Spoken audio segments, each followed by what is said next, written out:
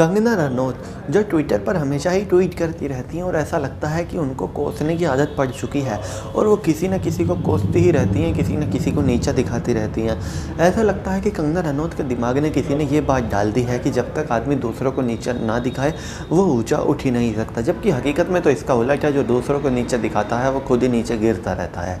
अब कंगना रनौत ने उन लोगों को भी लताड़ लगा दी जो उनका समर्थन करते हैं हर बात पर, चाहे कंगना रनौत कितना भी कुछ भी गलत बोल दें, कितना भी भद्दा ट्वीट कर दें, कितनी भी गाली दे लें ट्वीट पर और किसी के लिए किसी भी लेवल तक गिर जाएं।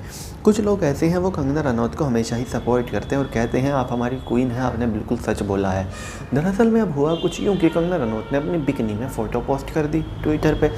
बस फिर क्या था, ये वही लोग थे जो नाराज़ हो गए कंगना रनौत से और कहने लगे हम तो कंगना जी आपको देवी समझते थे, हम तो आपको देवी तुल्य समझते थे और आपने ऐसा काम कर दिया कि आप बिकनी में सोशल मीडिया पर पोस्ट डाल रही हैं, अब हम आपका बचाव किस मुंह से करेंगे। बस फिर क्या था, उसके बाद कंगना रनौत ने उसी भाषा का इस्तेमाल किया उन लोगों के लिए भी जिसका वो सभी के लिए करती हैं और उनकी पसंदीदा भाषा है।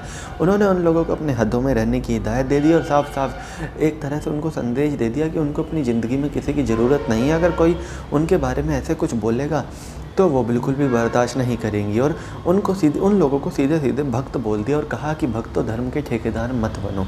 यानी कि उनसे साफ कर दिया कि मुझे धर्म का ज्ञान ना दे, मुझे पता है मुझे अपनी ज़िंदगी कैसे जीनी है।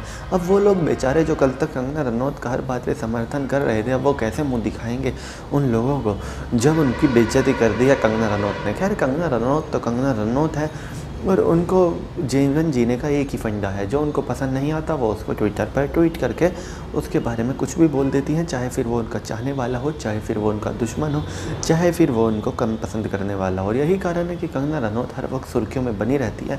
कुछ लोग तो कहते हैं कि वो पीआर इशू हैं उनके, वो चाहती हैं कि हर वक्त वो सुर्खियों में रहे, इसीलिए वो ट्विटर पर इतनी ज़्यादा एक्टिव रहती हैं और हर किसी को कुछ ना कुछ बोलती रहती हैं। लेकिन जो भी हो, इसके पीछे का असली कारण तो कंगना रनौत ही जाने कि आखिर ऐसा क्या है जो उनको हर मुद्दे पे कूदने को प्रेरित करता है, जो हर किसी को पाकिस्तानी कहने को प्रेरित करता है, जो धरने पर बैठे किसानों को भी खालिस्तानी बताने को प्रेरित करता है। जाहिर सी बात है, कुछ दिन पहले कंगना रनौत की दिलजीत दोसांझ के साथ भी लंबी चौड़ी लड़ाई हुई थी ट्विटर पे, लेकिन वहाँ पर तो दिलजीत दोसांझ ने ही बाजी मार ली थी और कंगना रनौत को उन्हीं की भाषा में जवाब दे दिया था। क्योंकि हर कोई बॉलीवुड में नहीं कर सकता जैसा दिलजीत ने किया कि कंगना को उन्हीं की भाषा में जवाब देना, क्योंकि जो भाषा ट्विटर पर कंगना रनौत इस्तेमाल करती हैं वो हर किसी के बस की बात नहीं है।